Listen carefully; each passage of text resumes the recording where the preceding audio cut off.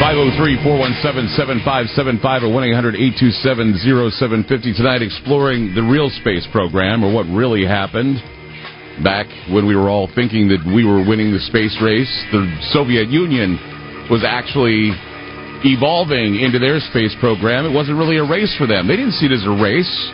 I guess tonight Doug Dietrich is talking to us about the secrets of the secret space programs and just some fascinating stuff from you, Doug. So, Doug, you were talking about that they had made these bombers, that the Third Reich had these strange wonder weapons that they were using, and that the Russians got a hold of that information. Yes. And so where did it go from there? I mean, was that what propelled them into the space program and got them through? I mean, the Russians still couldn't get through the Van Allen belt. At least that's what they have. In fact, they even came out and said the Laika burned up when they sent her up into the atmosphere. Right. And forgive me, you know what? I forget whether that's the dog. Is that the lady dog? Yeah, that's the dog, Laika. That's the bitch. Yeah, exactly. There you go. Yeah, but that was tragic. But in terms of what the Soviets were dealing with, was because they were structured primarily as an industry for brute force.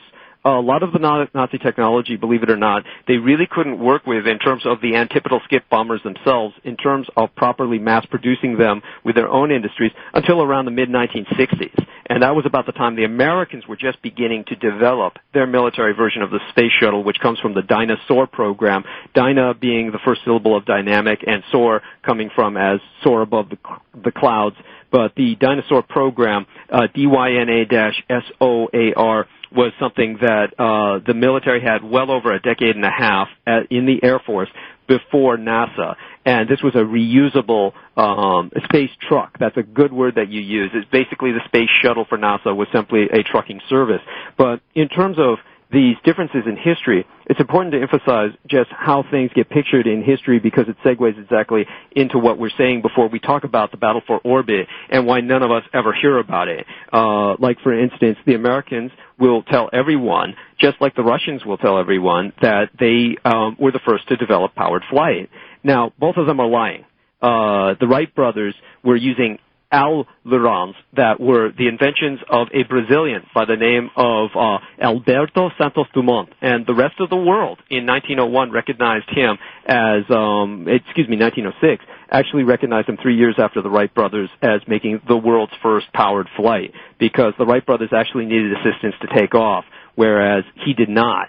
And during their day in 1903, the vast majority of people in America registered the Wright brothers and what they were doing as basically a kind of fraud. And whereas the international community recognized the achievement of Alberto Santos Dumont, but no one has ever heard of him in the United States, and no one's ever heard of him in Russia. But that happens to be a historical fact. Then you move up into the World War II era, where you get into technological breakthroughs like breaking the sound barrier, and the Japanese kamikaze pilots who were flying the Oka piloted bombs.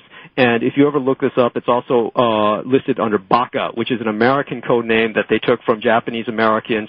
Baka is the Japanese word for fool, but the Japanese themselves called these piloted bombs Oka, which means cherry blossom. They would regularly break the sound barrier en route to hitting American ships, and that was intentional because that added enormously to their destructive impact. It was the Japanese version of a proximity fuse.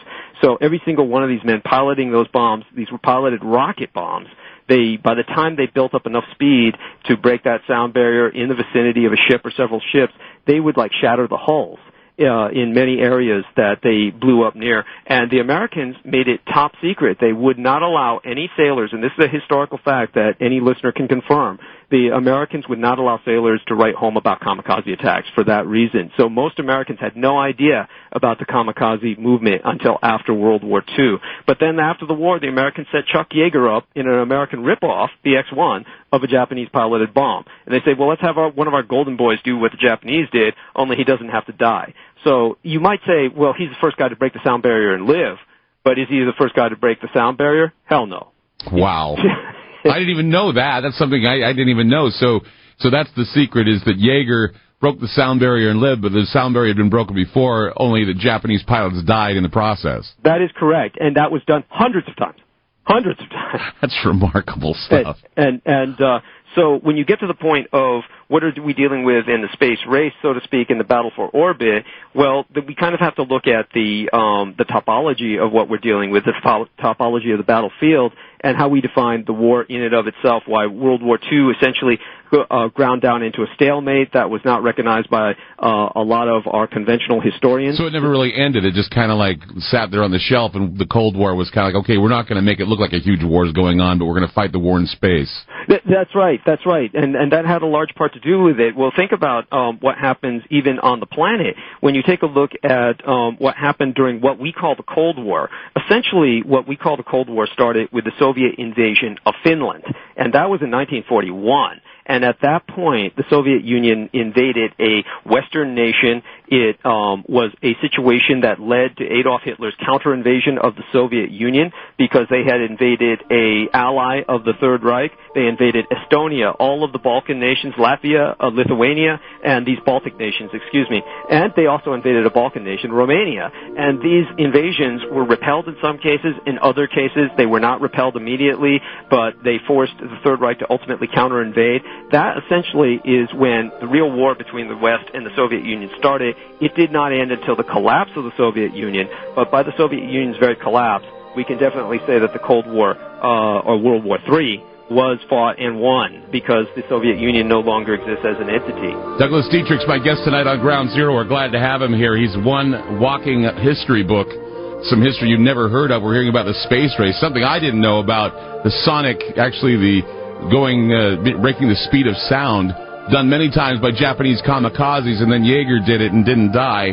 That's some fascinating stuff. I did not know that. Breaking right here on Ground Zero.